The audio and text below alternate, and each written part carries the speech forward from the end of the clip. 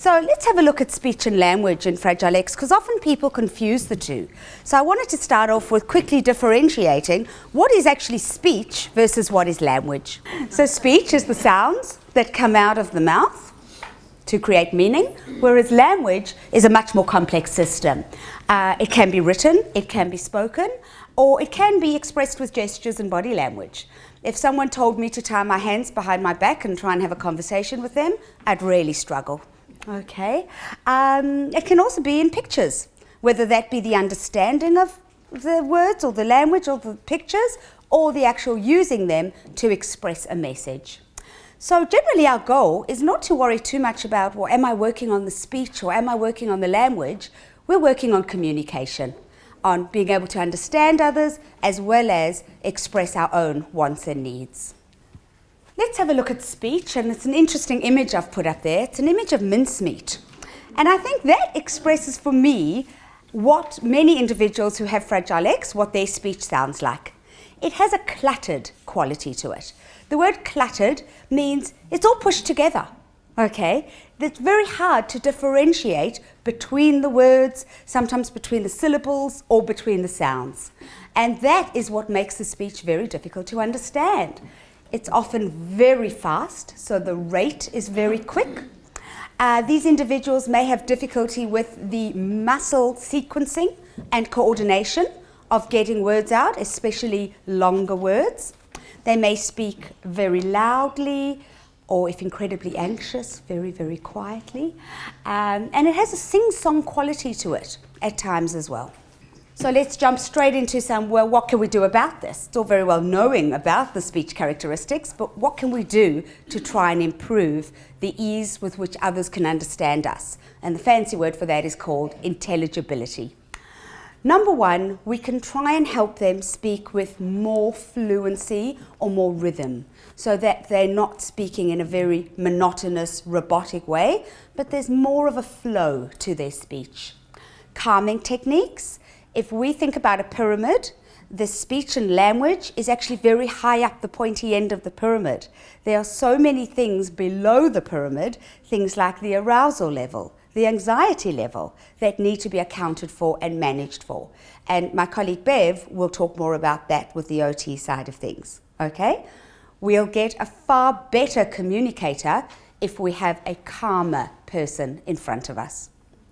They'll also be able to understand us far better, because what we're saying to them won't feel like words drilling through their ears on a sensory level, and it also won't feel like we're completely overwhelming them with our words if they have a limited language capacity. So I often use the analogy of a teacup. If their capacity for understanding language is the size of a teacup, and we're pouring in a 2-litre bottle's worth of instructions, input, directions, that's how we become overwhelmed or overflowing. Slowing down the rate of speech. I like to use some concrete visual materials. There's an image at the bottom of a pacing board with 1 dot for each word in the sentence, and I get the individuals to actually physically point to each circle as they're trying to say a word. You can use their high interest area. If they are a footy fan, put different football players from their football team there as their icons for their pacing board. Whatever it is that's going to motivate them to use it. An easy one is to use fingers and to raise a finger each time they say a word. If we're thinking of NDIS and functional communication, if it's something like requesting a specific drink at a milk bar, for example, if lifting a finger to separate out each word is going to be the trick that does it, then go with that. It's mobile, it's portable, we all have 2 hands, teach them to use what they've got. Oral motor. So motor means movement and muscles, oral, around the mouth. Many individuals with Fragile X have difficulties with oral motor skills. Why is that? The actual tone of the muscles is decreased. You may see some dribbling and some drooling, not great on a social level, okay, when everything around you becomes all wet and sticky. Many of them are very sensitive, hypersensitive to whether it be textures, touch or temperature in the oral region. overstuffing the mouth is such a common trait that we hear about. So it's not because they're greedy. It's not because they're starving, okay? It's because they're not getting those messages from the oral area that other people may be getting sufficiently from the quantity that they're putting in. So if they put a whole lot in, they may only register at that point, I'm getting the feedback that someone else may be getting with a much smaller quantity. What's my strategy for that? Again, possibly a pacing board or a visual schedule, which we'll talk about them a lot later, but something simple like number 1, food goes on the fork. Number 2, fork goes in the mouth. Number 3 is a little picture of chewing. And number 4 is fork down. Ready? We start it again. And let them move through that sequence. It absolutely slows them down. And there's only so much you can actually get on a fork. Other strategies are to increase the intensity of the food that they're eating. It might be that they really crave spicy foods. Any of you work with people who really need those strong tastes, yeah, that spiciness, or something very salty, for example. Particularly crunchy foods may give them that feedback that they're after versus more bland, easy to digest foods that just become mush in the mouth. Okay, so think about why are they doing this and how can we go back to that antecedent, that reason for the behavior that we're seeing. Chewing clothes and fingers, the reason for that is we've said before, it's very calming. Anything through the mouth is incredibly calming, okay? So let's replace an inappropriate behavior, like chewing a collar, with a more appropriate behavior, like that Superman necklace in the corner, which is specifically made to chew on, okay? It's safe, it looks pretty cool. Okay, anyone into Marvel or DC, yeah, pop culture, it looks good, they've got that there, and you chew on it. There's some amazing websites. If you just Google jewelry or chewable jewelry, anything like that, sensory tools, a whole range of bracelets, necklaces, pendants, things like that, that are specifically made for chewing, because chewing is calming. Any deep input through the mouth is extremely calming. Biting activities, anything that calms and focuses. I've got child on the slide, but obviously adult as well. Sucking and blowing, okay? Lots of blowing toys, blowing up balloons, okay? Anything that really uses that pressure of the mouth can help to calm. And think about creating a BOB box, B-O-B, a biting options box. So if you're going out on an excursion and you know that person will be overly anxious, a container with things like really chewy fruit straps, maybe some gum, some theric tubing, which is like the toys or the necklace I spoke about, maybe some really crunchy foods as well, some vegetables, it doesn't have to be unhealthy options. So some carrot sticks, some celery sticks to give that real biting motion. Any of you got individuals who bite? Are routine biters? Yeah? Let's replace that need and feed the need. The need to bite down on something obviously is giving them some, I think it's proprioceptive input, yes, that they're acquiring. Let's replace it with something more appropriate so that they're still getting that sensation that they're seeking. So what can we do? This is more for speechies, and there is one in the audience today. Ideally, see if your speech pathologist can work in conjunction with an occupational therapist. I am incredibly fortunate to have my occupational therapist in the office next door to me. She'll be presenting to you straight after this. Not only do we share the same first name, but we're actually best friends as well. So it's an awesome, awesome working relationship. But we share a lot of clients. We often do the sessions together, or she'll see the client first, get them nice and regulated and ready, and then I see them, or vice versa. It's a fantastic opportunity if you can integrate the speech and the OT together. We've spoken a bit about decreasing the oral sensitivity, but that's something that your professionals will need to do for you with techniques like brushing, Bev will talk about that, deep massage, and some oral motor toys, things like blowers, activities where there's lots of licking. It's not going to necessarily improve the speech. A lot of people think if we get them to do these mouth exercises, their speech will improve. There's no research to show that at all. However, we do know if the muscles are stronger and we then practice it with speech activities, we've got a great chance of the speech improving. So, with the language development, I've mentioned already, it might be that understanding of language, the comprehension, the receptive language. The expressive language is what comes out. And a very important part for Fragile X is the pragmatic language. That refers to the social usage of language in different contexts. So, somebody may have fantastic sentence structures, very good vocabulary, great grammar, and ticks the box for expressive language. They may understand instructions, understand what's going on in a TV show, ticks the box for their comprehension of language, but try and have a real meaningful conversation with them, and it all goes downhill. Okay? So, really in Fragile X, it's these pragmatic language difficulties that so many of these individuals struggle with, and I'm going to give you some strategies for that as well. So generally, why do we see that language is an area of difficulty for these individuals? Well, number one, the motor planning difficulties, coordinating the muscles to actually get the words out. We can use different oral motor therapies. Any of you heard of prompt? It's a strategy where you actually move the mouth for the different speech sounds. However, be very aware of those who have got extreme sensitivities. You may come close to them, try and do it, and get knocked or hit in the face. Okay? You need to really know your individual and what's going to work for them. Because of their cognitive delay, often their language level is at a much, much lower level as well. It's very often that we see an IQ level and a language level being on a par with one another. So, yes, a few strategies. They've mentioned the Hannon program for younger children. PECS is a picture exchange system. So if they're not able to actually tell you what they want, maybe coming up to you with a picture, and you could say, you're wanting a drink of milk now. And you go and get it, and you exchange the milk for the picture. Okay? So who says that we only communicate in words? Not true. Many of these individuals have middle ear infections, mainly as young children. We know if we're hearing things as if though we're underwater, it's going to be extremely hard to pick up the language and speech skills that are necessary. Hyperarousal, we've spoken already about calming through sharp tastes, chewy foods.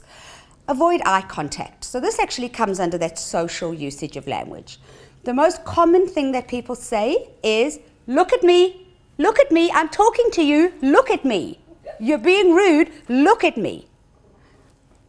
The number one no is we never, ever demand eye contact in Fragile X syndrome. Personally, I don't demand it in autism either. Okay, why?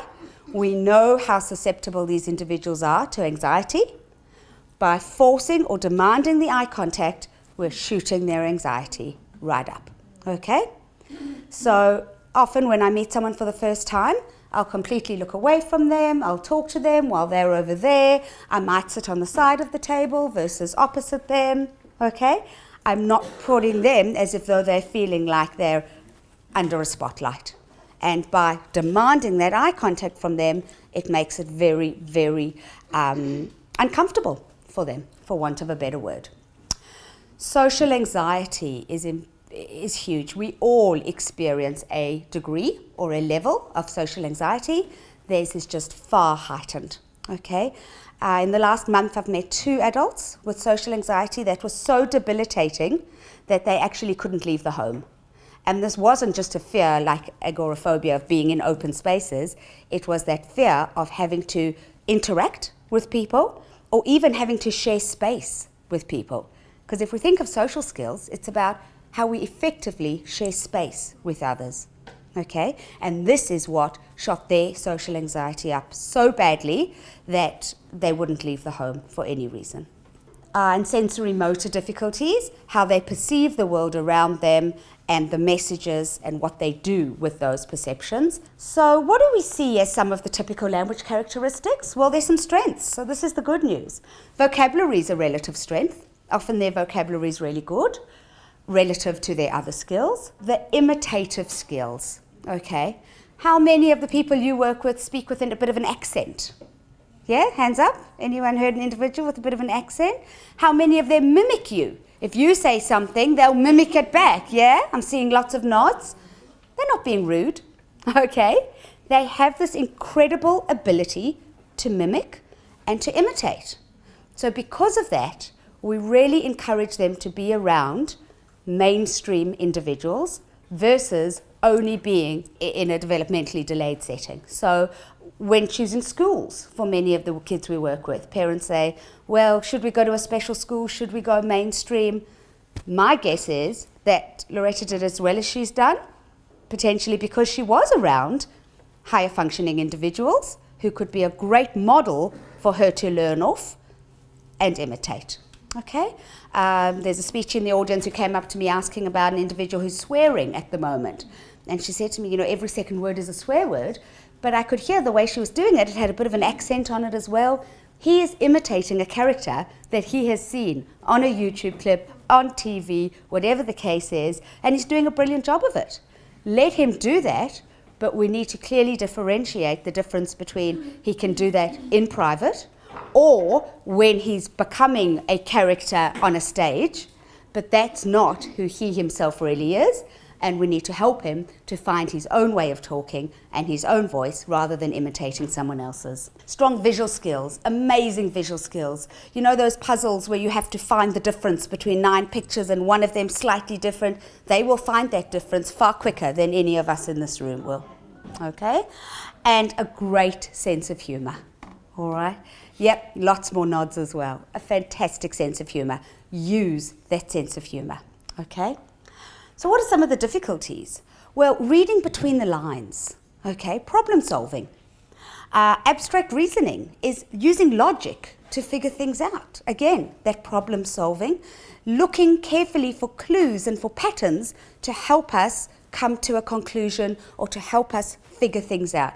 They need it very explicitly explained in a very concrete way. Poor auditory memory. Being able to hold on to information they've heard, it literally often does go in one ear and out the other.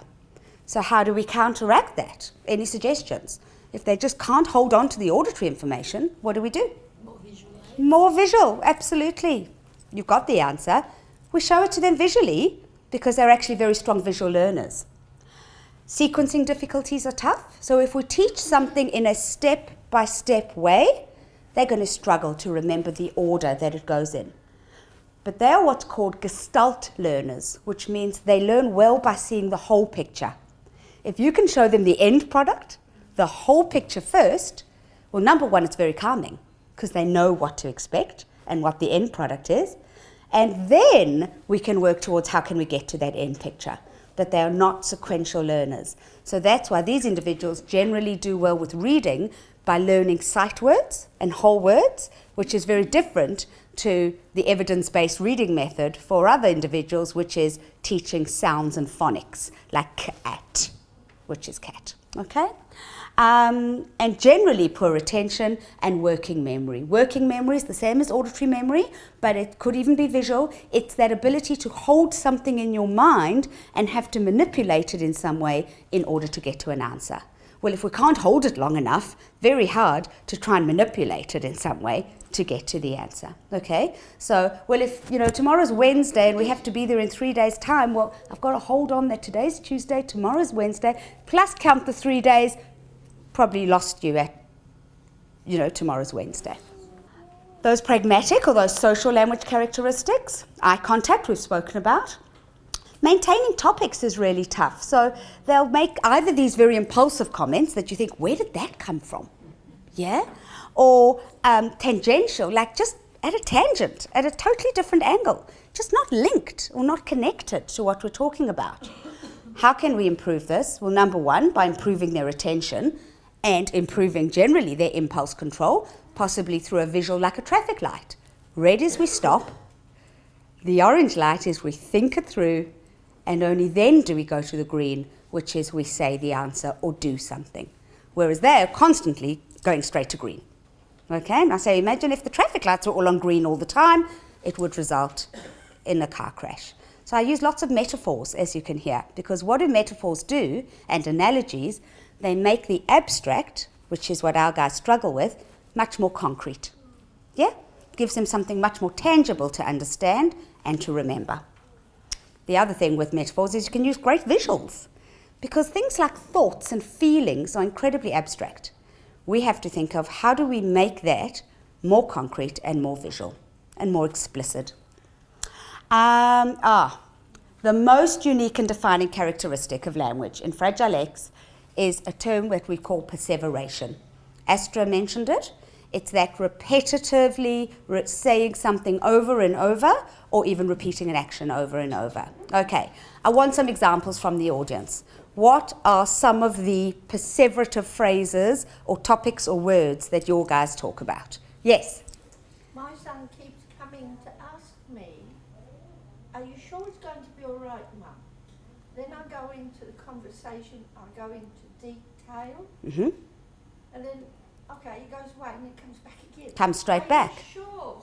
What do you think's making him come straight back? It's anxiety. You got it. You got it. Another example of a perseverative utterance, or some of them often do include swearing, or do include something that they know they really shouldn't be saying. Okay? We've got a young man who every second word is marvellous. Marvellous. You'll say, all right, so let's go on to our next activity. Marvellous, he says. Now, it's quite entertaining the first or the second time he does it, but by the 78th time in the hour, it's not so entertaining anymore, okay? Topics. So he used to speak about kangaroos, and at any possible opportunity, he'd suddenly start talking about kangaroos. It gives a feeling of control, okay? And why are these individuals often so rigid is because there's so much in their lives they can't control, that they grab any opportunity they can to feel like they are in control.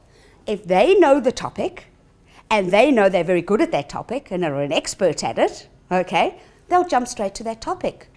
So what do most beautiful carers or family members do? They try and engage that person in that topic. I'm going to give you permission to be cruel in order to be kind, okay? I tend to be extremely direct, and I give the feedback of what other people are thinking, but not actually saying. But I make sure that I have first developed a beautiful, comfortable relationship between the two of us. Okay? So, yes? Repetitive. Mm-hmm. And he gets all upset. And each time he'll do it, he'll spell it out that way. Yep, there you go. So, what do we do about it? Well, there's a few strategies, and we'll come to the next slide with that. So an extremely defining characteristic of Fragile X is this perseverative speech. Usually you have to check the anxiety level. So the minute you're seeing this perseveration, check the arousal level, because they could be extremely excited. It's not always when they're distressed. It could be excitement, but check the anxiety level as well. And try calming first. And usually what you'll see is the amount of those perseverations starts to decrease. It starts to go down. So put on your sort of sensory hat, put on your arousal, your anxiety hat, and think, how can I calm this individual so that they're not relying on those perseverative utterances? Yes? Yeah, and that's really hard in a group situation to bring that back down, because obviously someone with Fragile X wants to be heard and participate in a conversation, and it's a group table, sometimes it just bursts out, and then you'll have a group of people who don't know, and they're like, what is wrong with this person? Yeah. Why are they speaking like that? So on that note, so first of all, you've all got some information here about the Australian body of fragilex.org, yeah, which is the Australian body. There's also an amazing website called the National Fragile X Foundation of America, okay? And on their website, they've got amazing resources. And one of the resources I came across last night are some printable cards. And these cards can be customized for your individual. And basically, it's a card to carry with you that says, hi, my name is X, I have Fragile X, sometimes a one-line thing. At times, I may behave in a way that it may seem unusual to you. Please understand, I am not being rude. This is part of having Fragile X. Okay, so straight away, I just thought that was so great, especially if you're in the supermarket and the individual's having a meltdown or really struggling, to just be able to hand out a card versus having to go up to people and start giving these explanations. And that card could be customized to, sometimes I tend to talk about the same thing, or I may introduce an inappropriate topic of conversation. Another strategy might be that they really want to interact, and this is often the difference between autism and Fragile X. They're so social, they're interactive, but they may not have a whole range of topics on which to interact. The current affairs and the political state of what, Donald Trump's doing at the moment might not be on their radar. So to perhaps give them a menu of choices on a keyring, a visual menu of 4 or 5 different current topics that if they would like to talk about, they could introduce one of those and practice it beforehand with some role plays with them. But another thing I was going to say with that is teaching the idea of linking on. So I actually have some plastic links, like baby teething rings, that I use to show that idea of whatever somebody has just said, if I just link on to the last speaker, I'm on track, I'm on topic. And how do I link on? Well, I can either ask or I can tell. Those are the only 2 tools an individual needs. I can ask a question about what they've just said, or I can tell something about what they've just said. Volume, lots of visuals, using a hand, too loud, too soft, just right, okay? A bead on a piece of string is a great visual as well, and it just prevents you from having to use too much language. Another rule of thumb is talk less. 10 minutes, thanks. Talk less, okay? Say less, they'll understand more. It'll also give them the opportunity to try and get a word in and give their message across. Direct questions, try and avoid them. It puts them in the spotlight. Rather make a comment, okay? Rather tell something, like, oh yeah, I went to the shops yesterday. There's more chance of them saying, oh, I also went shopping, or what did you buy? Than if you say, what did you do today? What did you buy? Okay, you're more likely to get those one-word answers. So avoid direct questioning, rather comment. Filling in the blanks or using closure is a brilliant strategy. I once worked with an individual who you'll be hearing from a bit later. When he was in year 10, the class was studying Macbeth, and I knew that he couldn't write an essay on Macbeth. It was just out of his ability range. However, he knew that storyline really, really well. So I wrote up a 1-page for his end of year exam, a 1-page summary of the storyline, and I left out 10 names, 10 details. All he had to do was fill in the missing word, and he got 100% on that exam. Okay? Because these individuals hate leaving anything unfinished. They want to put in that last piece of the puzzle. They want to close the blanks. So if you start off a sentence, yeah, we're going out today, we better take with some, you'll get a great answer from them, okay? Filling in the blanks. And we often see lots of excessive verbalization or self-talk. It may be their way of getting rid of some of that extra energy or self-calming. So again, think of your calming. We've spoken about this one. Look at the anxiety level. Yes, acknowledge them, try and redirect them if they're perseverating. I've used a visual of a rubbish bin with an individual I work with. So if he has said, how are you, once to me, the next time he says it, I write it around the rubbish bin. And I say to him, oh, don't need those words anymore. We've used them, pop them on the rubbish bin. I didn't hear him say it again the rest of the session. For 3 sessions, he'd come in and go, I'm so strong, I'm so strong, I'm so strong. We wrote it on the rubbish bin. I haven't heard it since. It's making the abstract more concrete. You cannot change something unless you're more aware of it. A motor response may be a great thing. So giving them something to saw with some wood or some sandpaper to work on sand. Even stirring was a recommendation I've heard. Doing a repetitive action that they can do rather than the constant repetitive verbalizations. Plus put some limits on. A parent said to me, do you know the best thing to cope with perseveration? I say stop in a very firm way, and I'm all for that as well. We can always try the gentler approaches, but sometimes it's as much as just showing them, that's it, it's enough now. Could also use something called a token system or an economy system. Give them 3 tokens, 3 poker chips. Each time they want to talk about that topic, that's fine, but they need to hand you one of the poker chips. When those 3 poker chips are finished, you no longer listen to them when they're on that topic. Okay? Makes them think very carefully, is this the best time for me to use one of my poker chips? Helps them just stop before they go straight to green. Social skill groups, video modeling, so important. Why do you think watching a video of someone having a conversation or going up and asking for a milkshake, why do you think a video would be so good for these individuals? They mimic so well, okay? An amazing website's on your thing called Everyday Social Skill Videos. Let them see these videos. They also have drawn in people's thought bubbles and people's speech bubbles, so you can actually see what people are thinking and saying. Lots of uses, lots of benefits to using drama, to using role play and preparing in advance. Visuals are amazing. They're permanent. Here's something. You can use a first, then in the corner. First we'll do this less preferred task, then we get to do something that you really enjoy. They don't go out in one ear and out the next. They're permanent. They really help everyone in the house, not just those with fragile legs.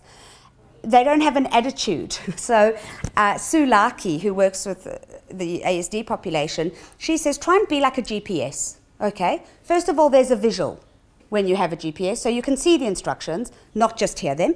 Second of all, what does it do? It calmly repeats if you've made a mistake. It doesn't say, why did you turn off at that street, you stupid idiot?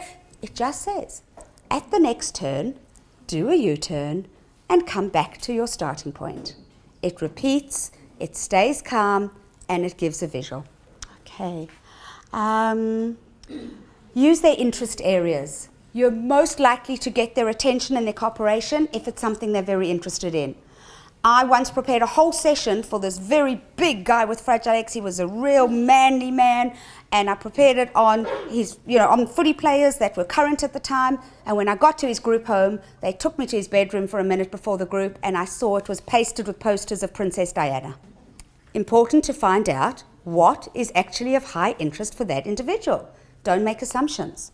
Just like we've had the message today of don't limit their potential, I often think, who is this too hard for? Is it too hard for the individual, or is it too hard for the carer to actually put in the preparation and to think laterally to make it more concrete and to put some of these supports in place? Apps, computer games, interactive things, all really good. And I've literally got 3 minutes. I want to share with you a very few slides from a presentation that Bev Kadish and I did in America called My Big Day Out. And this was designed for young adults with fragile legs.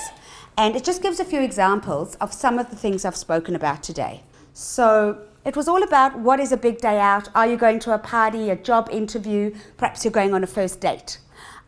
Is it that you're going out to a wedding?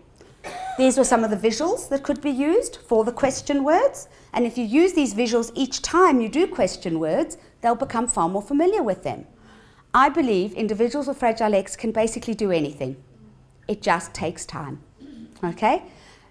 Set the goals huge, but think about how can I break it down to the very easiest, most achievable first step. And then the second, and then the third. It just may take longer, but anything's achievable. So we then said, well, let's plan for the party. And we did visuals next to each step. How do I get myself ready? Prepared a visual schedule. Well, what am I going to wear? How long do I need to get ready? When I was doing my talk now, I had a little app on with a mouse with some apples, just because I knew the numbers would be tricky for me, but I just saw as the mouse ate through the apples, when the apples were done, I was up with my time, and I'm already 1 minute almost there. What could go wrong? Problem solving. Problem solving's tough for this population. Think of possible things that could go wrong and discuss it beforehand so that the anxiety is reduced. We said about some problem solving, staying safe, staying calm, things like deep breathing. Can you see there's not a single thing here that isn't paired with a visual? Just like, someone would say, oh, but he understands what I mean when I say deep breathing. Sure he does, but not when he's hyper-aroused and not when his anxiety is through the roof. By having a picture there, just eliminates you having to use verbiage, this verbal garbage, which is just all these words that are meaningless. And I'll just mention social thinking. Social thinking is that idea of speech bubbles for what people actually say and thought bubbles for what they're actually thinking. If we behave in an expected way when sharing space with others, people have comfortable, good thoughts about us. If we're behaving in an unexpected way, people are going to have some uncomfortable or weird thoughts. And I don't think it needs to get any more complex than that. It's just that basic idea. This gentleman who was swearing, letting him know that when he's sharing space with others and swearing, that's unexpected. In other people's thought bubbles is, he's disgusting, he's rude, why did no one teach him better? Okay? When he's in private and not sharing space with anyone, completely expected if he'd like to do some swearing. Making a smart guess, we teach conversation skills, use a scale to show that idea of it's a balance. It's a balance between you're talking, me talking, asking, telling, and finally just some conversation tools. So we spoke before that you may not know other topics you could talk about.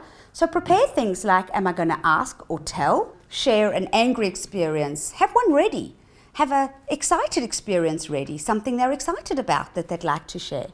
Maybe things like music they're into at the moment, a favourite movie they've seen recently, what their hobbies are, but have visuals for all of these things.